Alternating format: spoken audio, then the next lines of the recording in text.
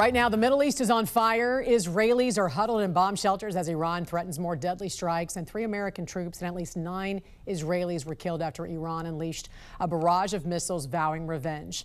The U.S. and Israel killed the head of the world's largest state sponsor of terrorism, Iran's supreme leader, who ruled a regime that funded Hamas, Hezbollah, armed militias across the region, chanted death to America, and pushed its nuclear program to the edge.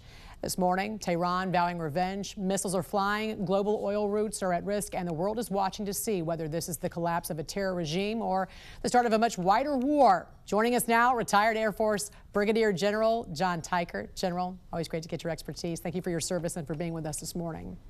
Jan, thanks again for having me. Are we witnessing the beginning of the end for a regime that sponsored terror for decades, or do you think this could also be the beginning of a longer and more dangerous chapter?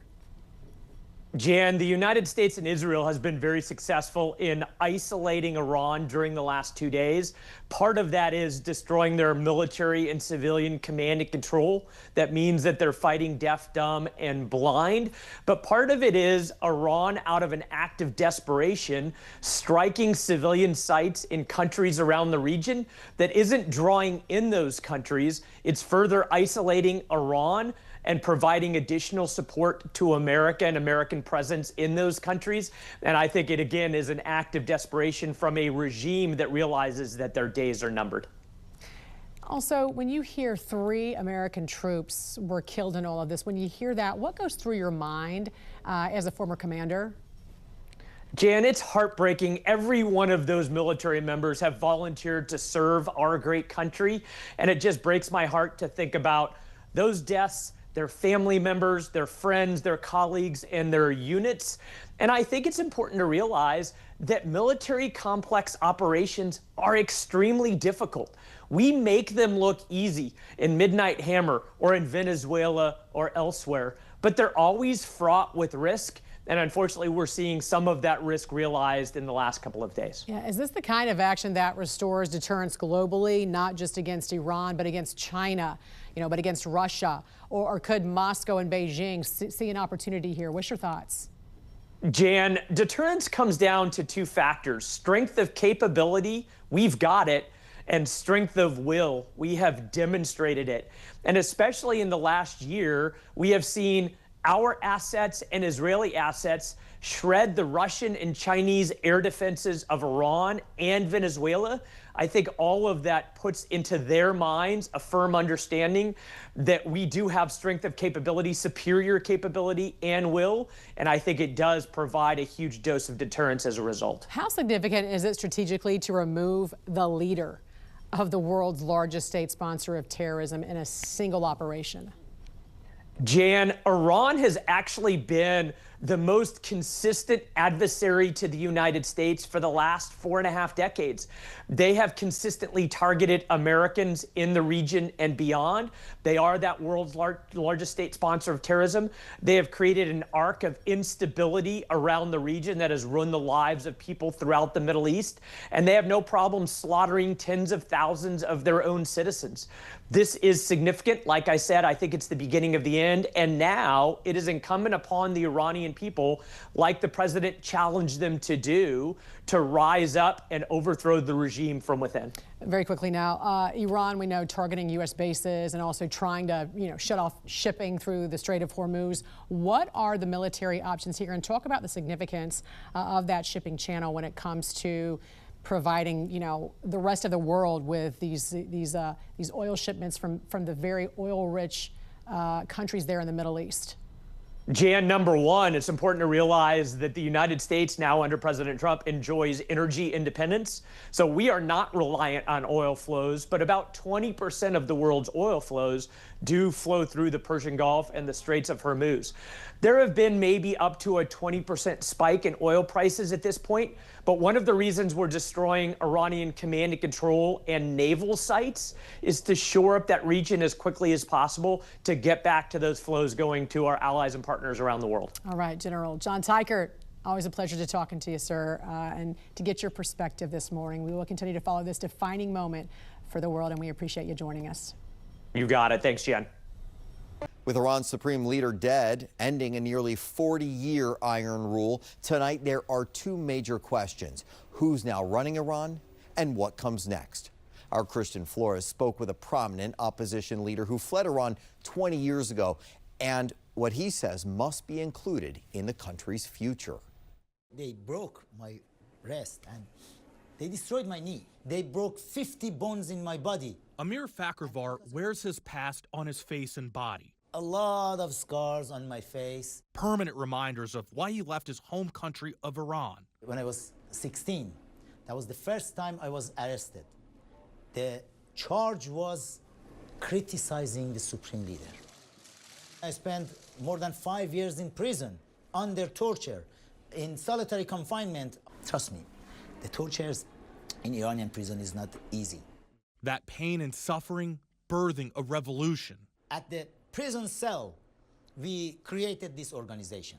Fakhrivar and fellow political prisoners created the National Iranian Congress, an organization that has pushed for regime change in Iran.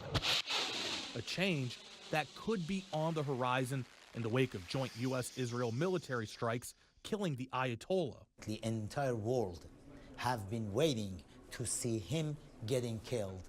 And that is one of the moments everybody will remember. What is next for Iran? What do you hope happens next? What are the steps that need to be taken? The answer is not to go back to another absolutism, either king or supreme leader or whatever. The answer is to go toward a constitution, rule of law. Every nation needs one Thomas Jefferson to come up with the idea of constitution. Fakhrivar wants to construct a constitution with collaboration. We invited the various opposition figures to come together from the different groups to come together and start the conversation. Conversation leading to words on a page. This is possible. If it was not possible, last week, 3 days ago, after seeing the supreme leader is getting killed like this, it's very possible. And fighting for life, liberty, and equality before the law for everyone. Christian Flores, 7 News. According to President Trump, Iran's new potential leadership said they're open to talks with the U.S. and he's willing to talk to them as well. But what could Iran's new leadership look like? Let's go to Emma Withrow from the Fact Check team. Let's just start, Emma, with a public statement. Trump saying 48 Iranian leaders have been killed in these ongoing strikes. Right. What has the IDF reported thus far? So the IDF, they released a graphic that's a little bit broader than President Trump's figures, and they claim that a huge chunk of Iran's senior leadership has been eliminated, obviously including the supreme leader, also Iran's chief of staff, top Revolutionary Guard commanders, and the head of its missile forces. But it also lists leaders of Iran-backed groups, those proxy groups like Hezbollah, Hamas, and the Houthis that we've been talking about. Some of these figures were reported killed previously, and not all of these names have been independently verified in this current round of strikes, but it just goes to show how instrumental this round of strikes was. And with that kind of leadership vacuum, who is likely actually in charge right now? So under Iran's constitution, a temporary 3-person leadership council steps in immediately. That includes the president, the judiciary chief, and a senior cleric from the Guardian Council. But in practical terms, the Revolutionary Guards that are surviving the commanders likely hold real operational control in the immediate aftermath, so that's important to keep in mind as well. Yeah, certainly. We are watching what is happening unfolding, but also what could come. Emma, thank you. And later on, Emma, we'll be back to dig into what could come next for Iran. The IDF now says it has eliminated what it calls all senior terrorist leaders in Iran, including the country's supreme leader.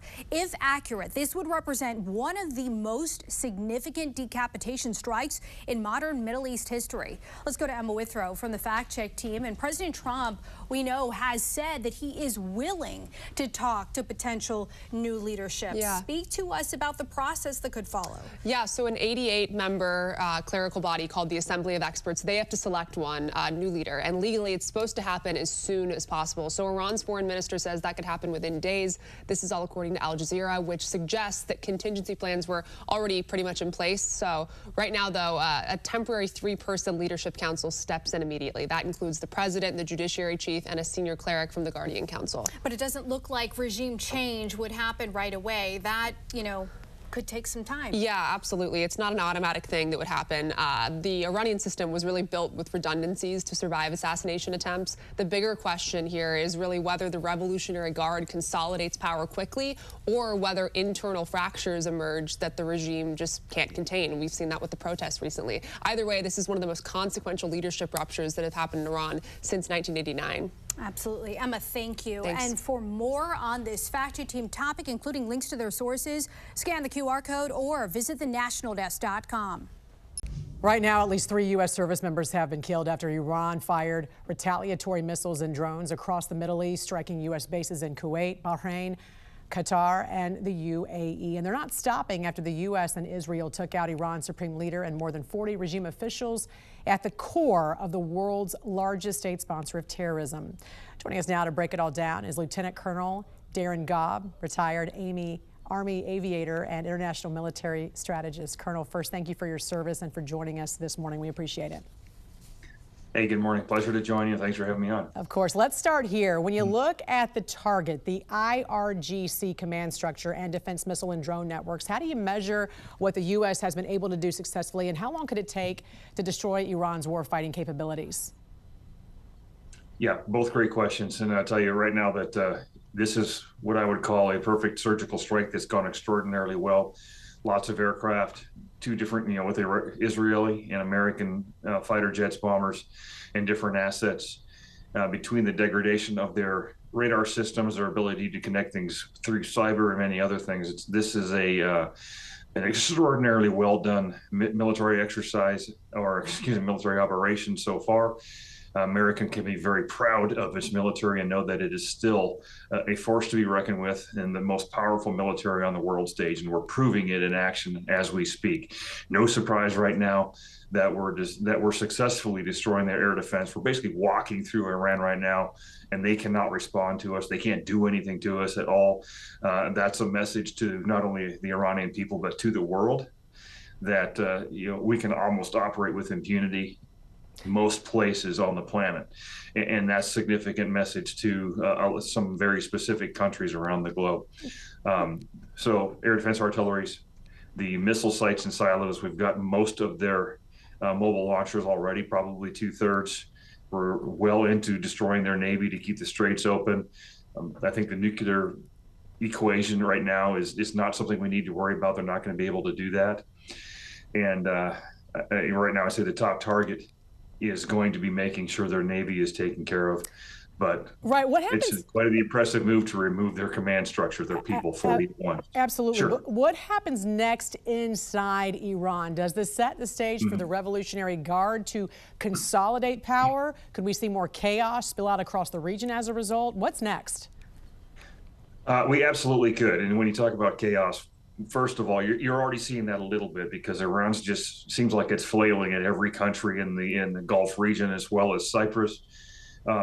This is a nation that's realizing, whose leadership is realizing that it's actually losing power, that it's probably about ready to lose its status, and they're just going to keep launching things at everybody, which is interesting because they're making enemies of everybody around them right now. That's externally. How do you contain escalation without signaling weakness? I mean, is there a clear off-ramp, or does deterrence now require overwhelming and sustained pressure?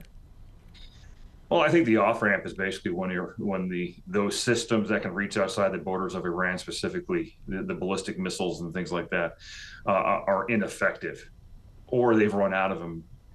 And that's probably the critical thing right there, is that they can't affect the rest of the nations around them. So the off-ramp is that Iran is ineffective at attacking their neighbors. Once again, my fear is what you mentioned before, is the IRGC consolidating, specifically with the Quds Force, creating a new kind of leadership within their structure that maintains their power and leverage over their own population, to where the Iranian people can't fix this for themselves. How concerned should we be about China and Russia coming to Iran's defense, especially given that Iran controls a vital shipping lane for crude oil, especially to China?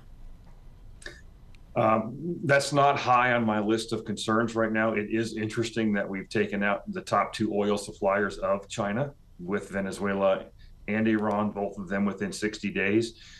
So of the two of those nations, I would be most concerned about any kind of response from China, but I do not think they're prepared to do so because they're watching what we're capable of right now. And what we're doing in Iran, we can do elsewhere if we have to. They're using the same systems in China for the most part, and their military also is poorly led and trained. I don't think they're going to think this would be worth it. There are other things that we could discuss with this, but China would be the number one concern there. Russia, generally speaking, well, they're used to getting supplies, specifically drones and low-cost weaponry to keep their war going in Ukraine. Cutting that off is of concern to Russia, but look how long it's taken for them to move within what I would call the size of a few counties in the United States into Ukraine. Russia's military is not that strong and that well trained either. I think they're already tied up with what they're doing. All right. Colonel Darren Gobb, thank you so much for your perspective this morning and again for your service. We certainly appreciate it, and hopefully we can check in with you throughout the week. Thank you. Sounds good. Thank you.